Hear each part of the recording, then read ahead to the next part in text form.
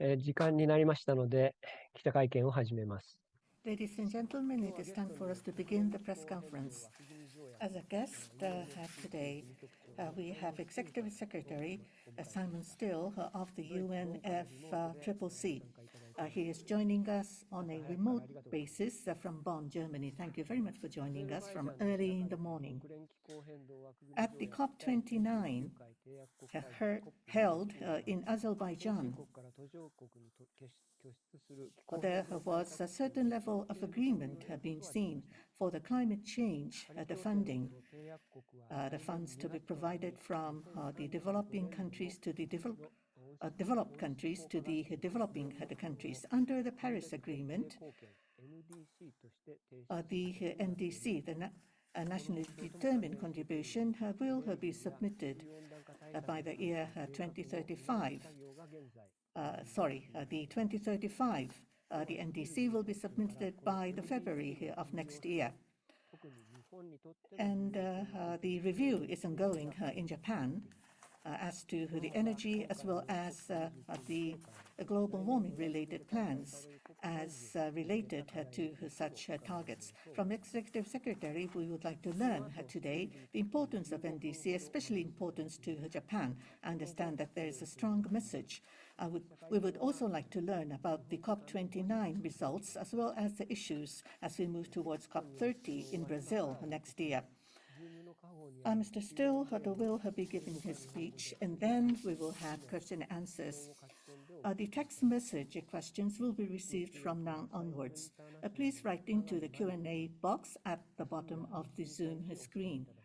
Please state your name as well as affiliation and ask your question. The interpreters today are from the Sambo International, Ms. Nagai and Ms. Nishimura. I am Egi. I'm the Senior Managing Director of the Press Club. May I now turn to you, Mr. Stiell, please. Okay, well, thank you very much, and greetings, colleagues, and thank you very much for joining today at a crucial moment in Japan's climate action journey. Why is this crucial? Because very soon all countries are required to submit their new national climate plan. These national plans are called Nationally Determined Contributions, or NDCs, and they are the central instrument in the UN Paris Agreement for nations to boost their climate ambitions and actions. These new national climate plans are among the most important policy documents governments will produce this century. I'd like to take a few minutes to explain why that is, and then I'll be pleased to take some questions. So then, what is at stake in these new national climate plans? There is good news and bad news. Starting with the latter, Japan is already experiencing the devastating impacts of global heating, including more severe storms and flooding. Deaths and economic costs from pollution-choking cities and extreme heat are also getting much worse in Japan and across Asia. Impacts like these are already hitting millions of lives, and every nation's economy cutting GDP by up to 5%. No country is immune, and that certainly includes Japan. As an island nation, Japan's economy, businesses, and all citizens' living standards are highly dependent on regional and global supply chains, which are getting hit harder every year by worsening climate disasters. These climate disasters and the massive supply chain damage they cause and the flow on economic costs for Japan will get worse if we don't halve global emissions by 2030 and boost climate resilience in all countries. The G20 nations are responsible for 80% of global greenhouse gas emissions, causing these disasters to get worse. And so the G20 nations must lead the way in delivering deep cuts to emissions. The G7 have a particular responsibility, and it was encouraging to see in the recent G7 communique a concrete pledge by all G7 nations to boost their climate ambitions with progressed levels of ambition in emissions reductions targets. I was very encouraged to see during the recent COP29 in Azerbaijan, the United Kingdom Prime Minister Starmer set a strong and concrete 2035 emissions reduction target of an 81% reduction on 1990 levels. Countries that set ambitious new targets like this, which go well beyond business as usual linear emissions reductions pathways, secure the biggest shares of the global clean energy boom and all the additional economic growth, productivity, and jobs that go with that. Brazil also signaled it will boost its climate actions, which is important from another G20 economy, noting that under the Paris Agreement, developed economies are required to take the lead in putting forward the strongest climate actions. During COP29, we also saw ambitious new national climate plans, increasing effective emissions reductions targets from other important economies, such as United Arab Emirates and Switzerland, which has one of the world's most traded currencies and is a leader in technology innovation, like Japan in both respects. Whether in the G7, G20, or beyond, these countries are making it clear they're boosting their climate actions because that is the only way to protect their people and economies from climate impacts already hitting hard right now. But crucially, these major economies are also boosting ambitions because they recognize the gigantic economic opportunities of taking bolder climate action. This is because the global transition to renewables is inevitable, which makes it the biggest economic transformation of our age, and hence the biggest economic and commercial opportunity of our age. Countries which set the strongest new national climate plans with the strongest targets will get the biggest share for their people and businesses of this global boom in renewables worth $2 trillion this year, or more than 300 trillion Japanese yen, and much more in the years immediately ahead. Strides are being made across the region as well. China's massive investment in clean tech, Indonesia's recent announcement of coal phase-out, the dramatic expansion of solar across Pakistan and India.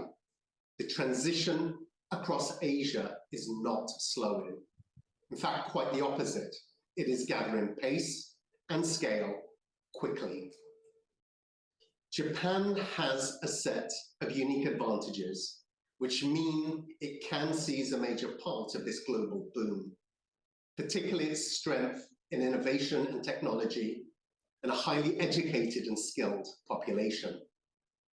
Taking advantage of the high-tech, high-value opportunities in the global clean energy boom is key to boosting productivity, securing economic growth, and living standards in Japan. This is particularly the case for advanced economies with aging populations, which can slow economic growth without strong productivity gains. Japan also has robust institutional and legal frameworks that can support inbound investment if the policy and investment signals from government, especially on ambitious new NDCs, are strong and clear. Without a bold new national climate plan with increased targets, Japanese companies risk missing out on this $2 trillion clean energy boom in an increasingly competitive race to seize the biggest benefits of this boom. Given the very competitive race to seize the biggest benefits of the clean energy boom, any G20 economy that chooses business as usual can expect to slide down the ladder of economic competitiveness, leading to more business failures and falling living standards. This is already well known and appreciated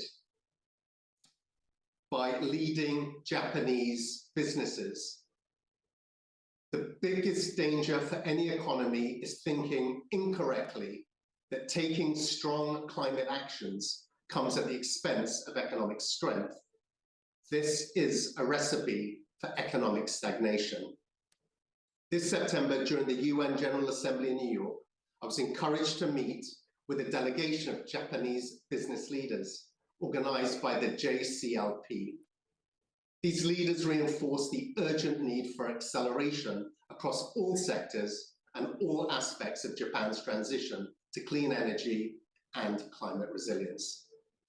They spoke of the incredible opportunities they saw in Japan and in other markets.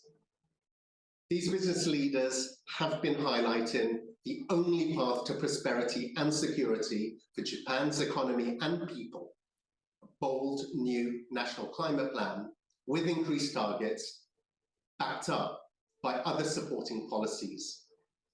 And of course, nationally determined contributions are exactly that, nationally determined. So it's up to Japan to establish its own clean energy pathway.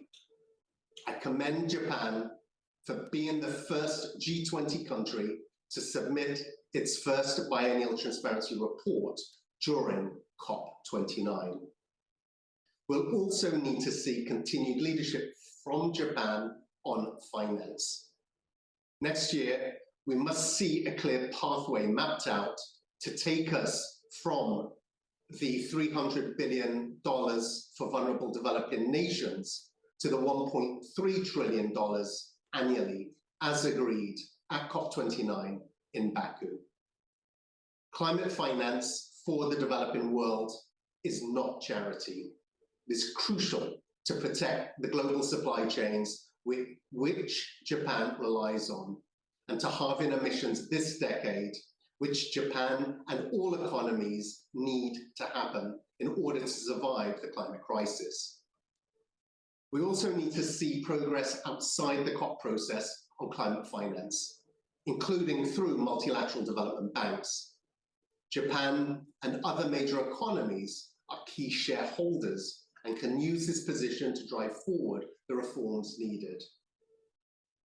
Finally, colleagues, Japan has a long and commendable history in cooperative global efforts on climate change. One of the early foundation stones of global action, the Kyoto Protocol, was delivered in Japan. So let's not forget, without that UN convened process, humanity will be headed towards 5 degrees of global heating, which most of humanity, including in Japan, could not survive. We're now headed for around 3 degrees, which will still decimate every economy and its people, including Japan's. So now, more than ever, it is entirely in Japan's interest to take climate action to the next level and ensure Japan's people and businesses share fully in the $2 trillion clean energy global boom. I thank you, and I look forward to your questions. ありがとうございました。 Thank you very much. Now we would like to open the floor for questions. Please ask your question in Japanese or English.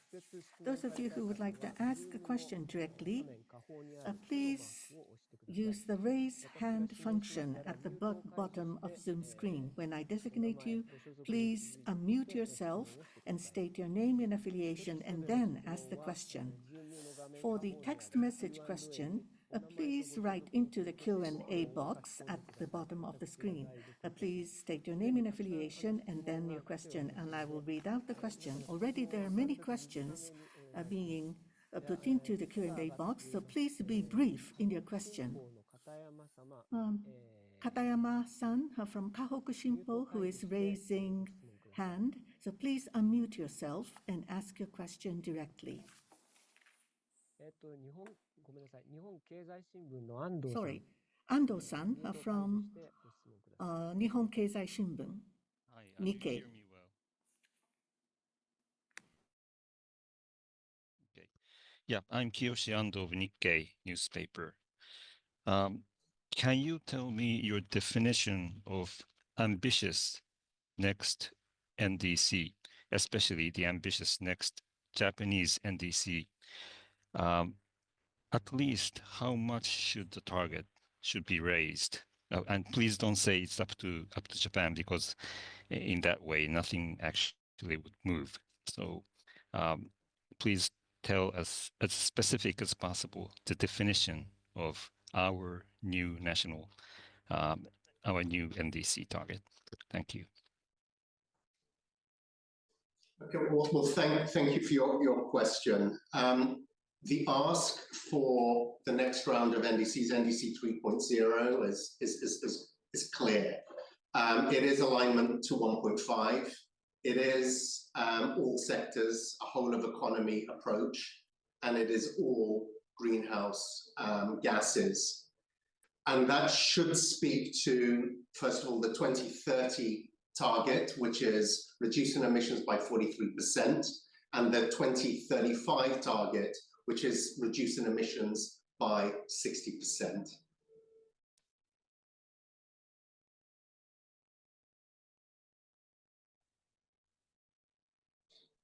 はい、次にテキストで来ている質問を。Next one is the question which came by texting.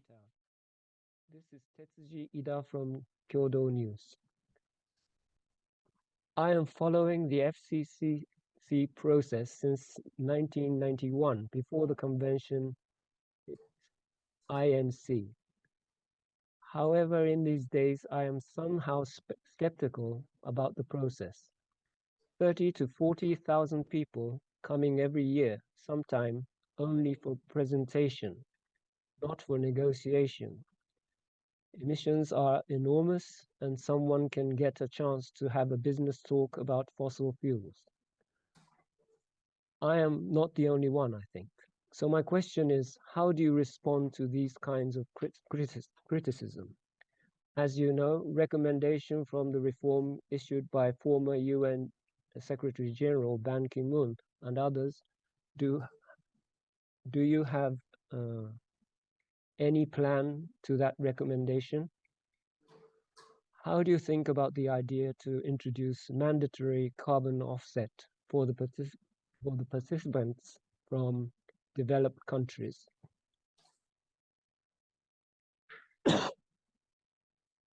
Okay, so thank you for the question.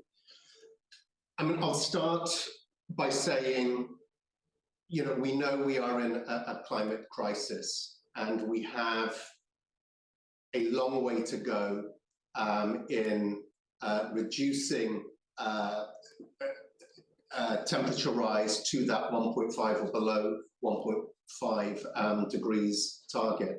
But I think it's also important to set a context. And if we look at where we were in 1991, if we look at where we were before the Paris Agreement, the world was on track for a 5-degree temperature rise, which we know would be absolutely catastrophic for the planet, for everyone on Earth, and every aspect of life, humanity as we know it. So we have gone through this process, this very arduous, cumbersome, complex process. But since Paris, we have been able to reduce that from that 5 degrees to somewhere in the region currently of 3 degrees. This next iteration within the process, this ratchet, with the submission of the next round of NDCs, should result in a marked further decrease from the current 3 degrees, closer to whether it's 2 or 1.5 degrees. We will see what is produced throughout the course of next year with submissions. So what is absolutely clear is the process, as complex as it is, as frustrating as it is working, is delivering. But that's notwithstanding the need that we need to do far more and with much greater urgency. I have been saying throughout my tenure the need for us to look at how the process itself can reform, how the quality and the speed of decision making to the benefit of all parties, of all countries, should be reviewed. So the comments that were made from the former Secretary General and his counterparts, which spoke of the need for greater urgency and reflection, is a positive ask. And we will be, throughout the course of this next period, convening a group of elders, of experts, including some of those who wrote that article, to do that very reflection, and then to see which of those recommendations are appropriate for parties to themselves reflect on. We have to remember that this is a party-driven process, and ultimately, with whatever personal views we may have, opinions we may have, it is for parties, those 200 parties, to decide on the direction. But we will certainly be working with those inside and outside of the process to see what relevant recommendations can be put before parties, which speak to the urgency and need for efficient decision making with clear outcomes, which speak to the urgency of action that is required and what is expected of the 8 billion people on this planet.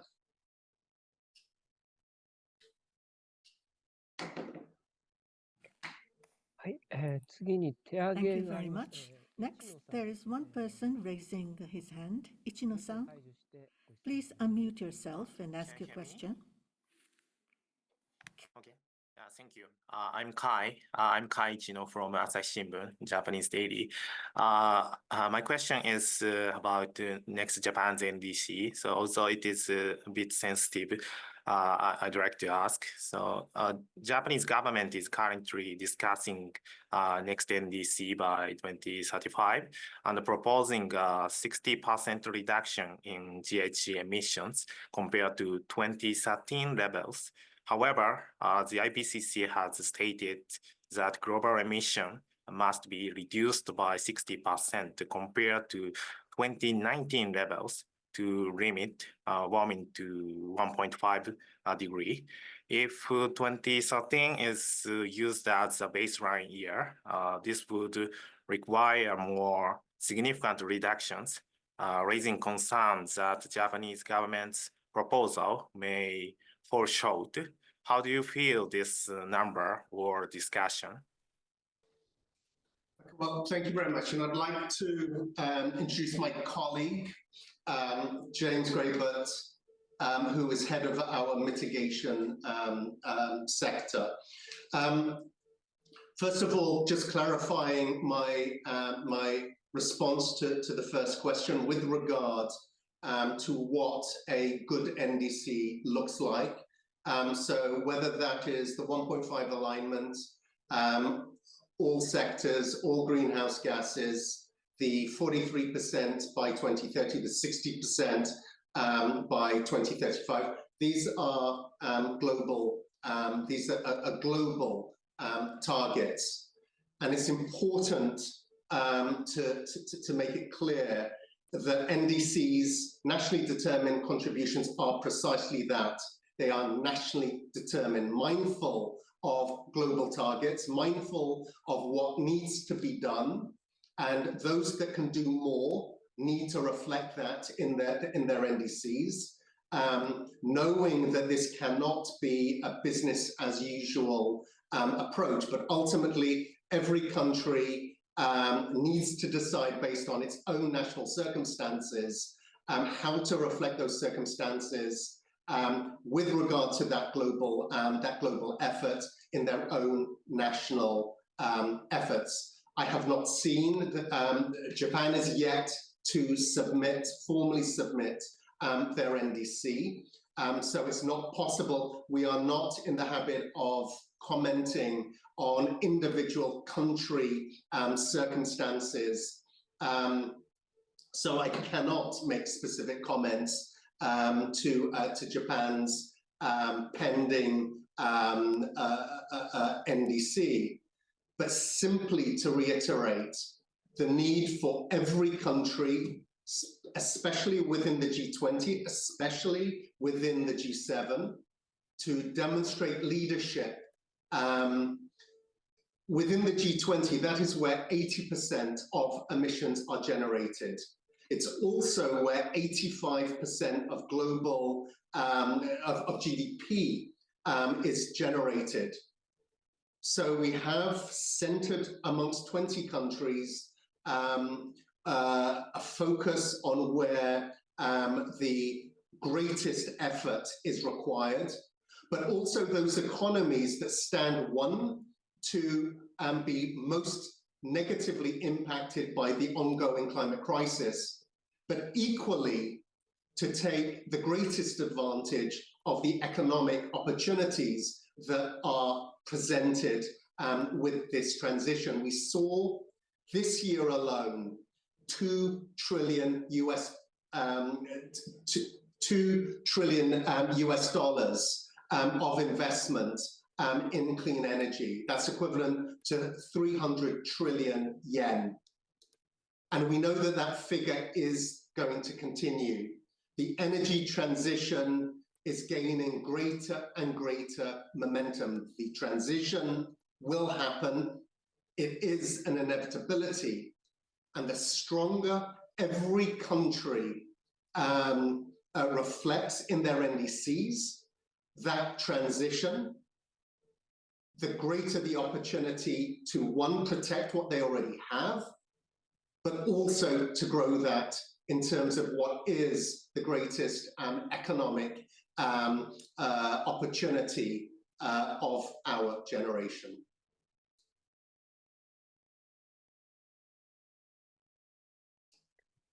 Next question came by text. I'm Tatsuro Imono from NHK. President-elect Trump, who is said to be reluctant to take measures against climate change, will be inaugurated. In this situation, how do you want to promote measures against climate change? Okay, well, again, we do not comment on any individual, the political, the domestic circumstances of any one country. What I would reiterate is the momentum that is already built, driven by market forces for the energy transition. The significant economic opportunities that are presented to every country, including the United States, and that actions that go contrary to that would not be in their economic interest, will not serve their people, and will further contribute to the climate crisis that is impacting everyone and is very real. So in terms of domestic policy setting, within the UNFCCC context, the policy document that enables countries to articulate their levels of ambition and those political signals that they wish to partake in the opportunity that's presented, in addition to addressing the climate crisis, is the NDC. and we eagerly await their submission along with those of 198 parties within the process. はい、手挙げで、Now, 井田哲司さん、ミュート Mr. Ida Hatetsuji is raising his hand, so please unmute yourself. Hi, can you hear me? Yeah, thank you for the chance to ask my second question. My second question is regarding the loss and damages fund. And how do you evaluate the current situation of the fund? Is it enough for the necessity? Is it responding correctly to the necessity of some LDCs and SIDS? And how can we give them a quick money to the mostly needed people, not the ways like our Green Climate Fund? And can you give some message to Japanese government or Japanese industry for the contribution of LD Fund? Thank you. Well, thank you.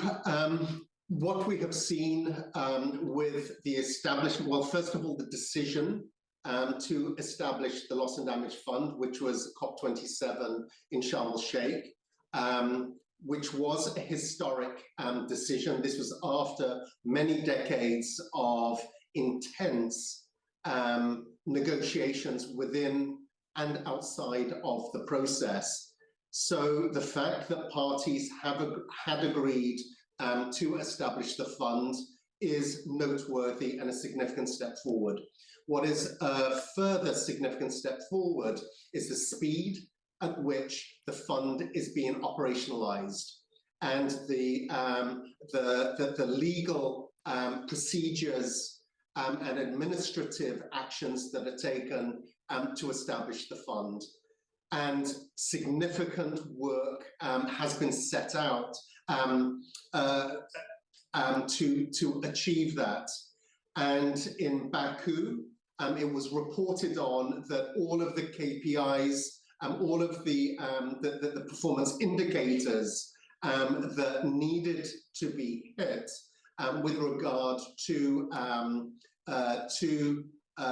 the establishment, the operationalization of the fund had been met. And what is also encouraging is the fact that lessons have clearly been learned from the establishment of the GCF, the length of time that it took to establish that fund. What took, I think, over 5 years for the GCF to be operationalized has taken just a matter of months this year to accomplish. And I think we have to give credit to all of the actors involved in that. Last year in Dubai, we saw pledges and additional pledges this year in Baku. I think the pledged resources for the fund have now increased to $800+ million, which is a positive start, but we know is well below the levels of capitalization that will be required to ensure that the fund can respond appropriately to the increase in losses and damages of the most vulnerable countries. So significant work is now required in terms of focusing on the capitalization. There has been the appointment of an executive director to lead the secretariat. I have had the opportunity to meet with him for him to share his plans, his expectations, both as a secretariat and of the Loss and Damage Board. And focus will shift rapidly on the processes for the formal capitalization of the fund. And there, and I can't speak to any one country, but clearly it's incumbent on those countries who have the financial resources to respond positively to those calls for additional capitalization. And we've seen it's separate, but still connected in terms of financing for climate. But the outcome of Baku, the outcome decision on the new finance goal for climate is an encouraging step forward, the tripling of the current goal, with commitments to a roadmap to the 1.3 trillion, which is seen as the scale of climate finance that is needed to support developing countries. And the decisions made, as difficult, as challenging as those decisions were, put us at the starting line of increased and accelerated financial support for developing countries for climate.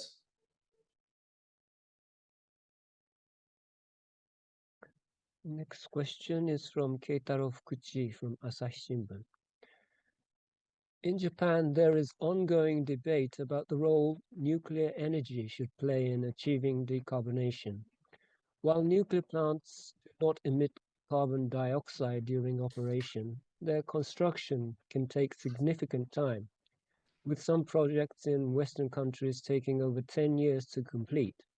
This has led to growing skepticism in Japan regarding the effectiveness of nuclear energy as a means of advancing decarbonation. Could you share your views on the role nuclear energy should play in decarbonation efforts and the challenge it presents?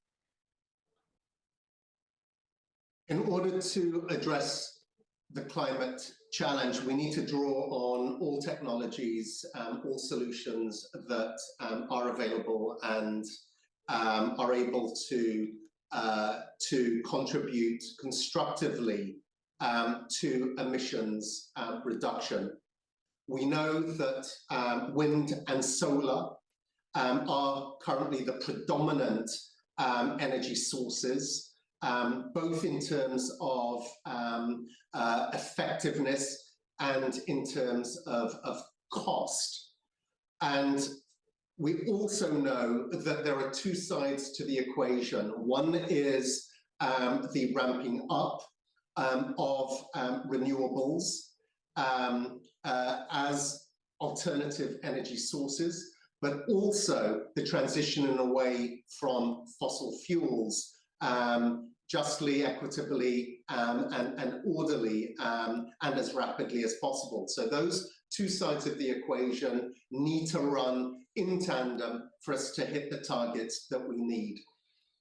And when we look at the energy mix and the need to draw on all available technologies, nuclear has a potential role to play.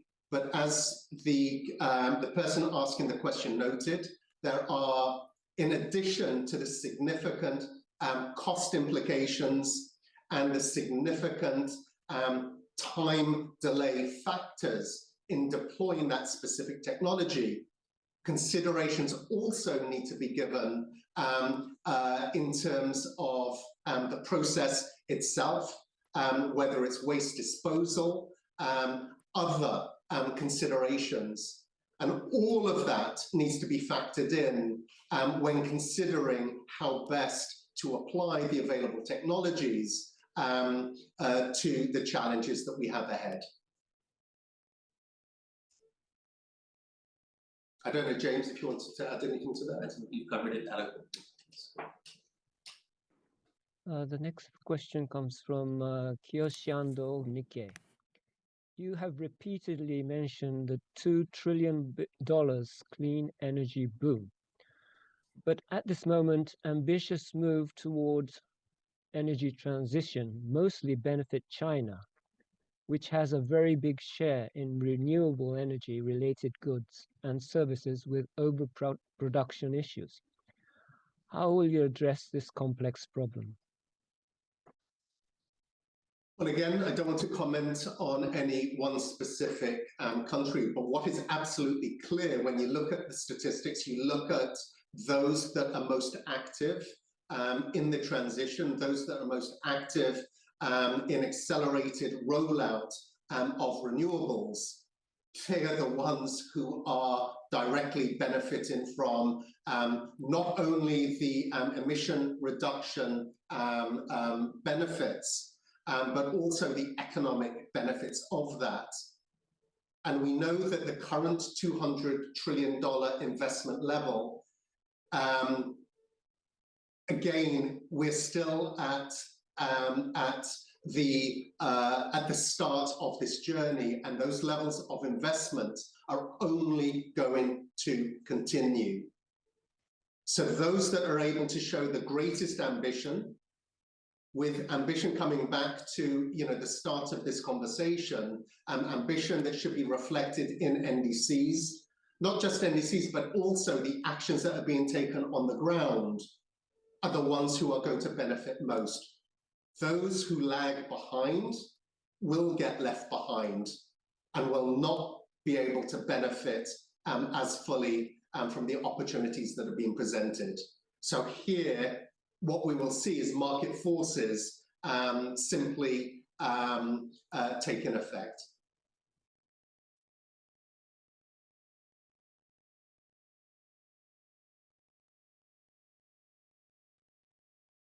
I'm not hearing you. I think you're muted.